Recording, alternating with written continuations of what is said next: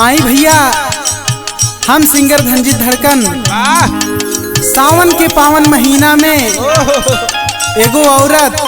अपने पति से कहतिया कि ये राजा जी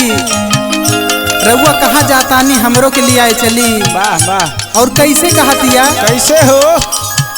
अब की सवनवा में बाबा के भवनवा,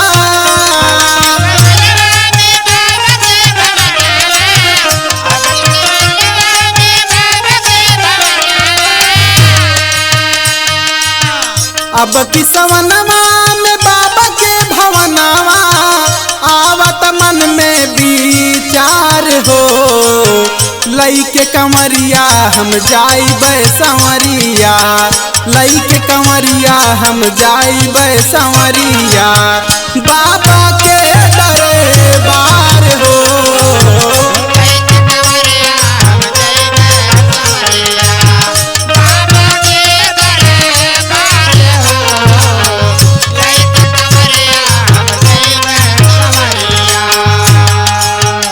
अब की सवनवा में बाबा के भवनवा, अब की सवनवा में बाबा के भवनवा, आवत मन में विचार हो, लई के कंवरिया हम जाइबे संवरिया,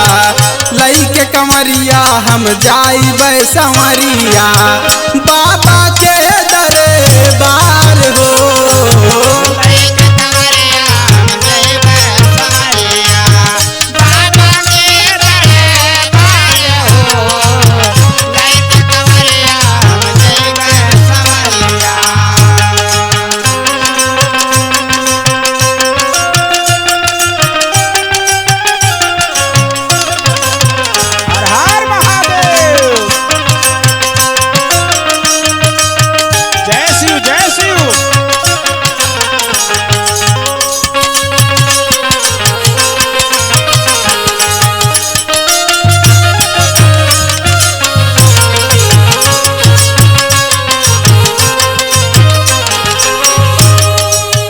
कहिए से मनवा में लागल बात ललसा,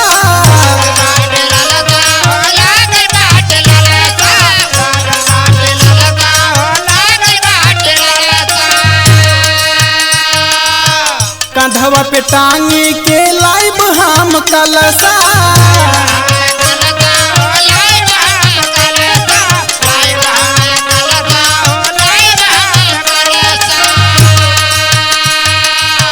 कहिए से मनवा में लागल बात ललसा, कंधवा पे टांगी के लाइब हम कलसा, कन्या के अपने तू मानला कहनावा, कन्या के अपने तू मानला कहनावा, काहिल तू से बार बार हो, लई के कंवरिया हम जाइबे संवरिया, लई के कंवरिया हम जाइबे संवरिया, बाबा के दरबार हो।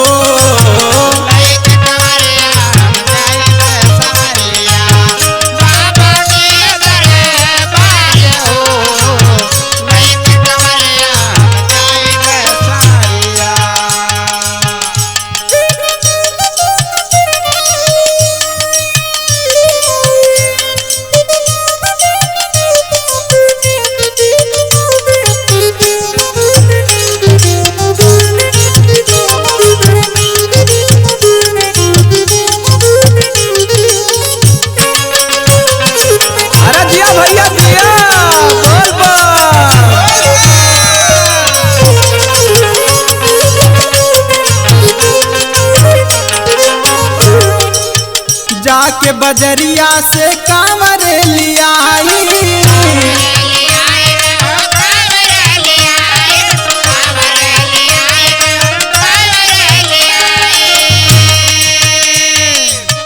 बांस के कैनिया पे देता तू सजाई,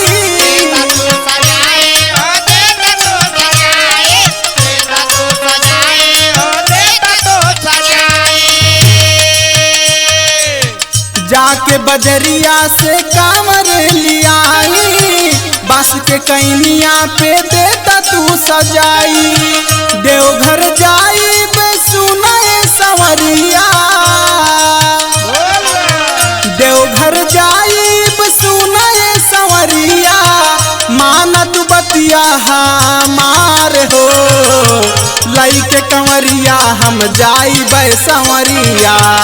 लइके कंवरिया हम जाइब संवरिया बाबा के दरबार हो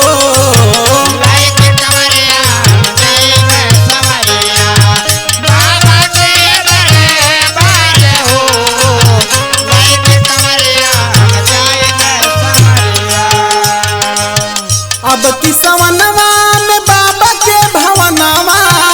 अब की सवनवा में बाबा के भवनवा आवत मन में विचार हो लइके कंवरिया हम जाइब संवरिया लइके कंवरिया हम जाइब संवरिया बाबा के दरबार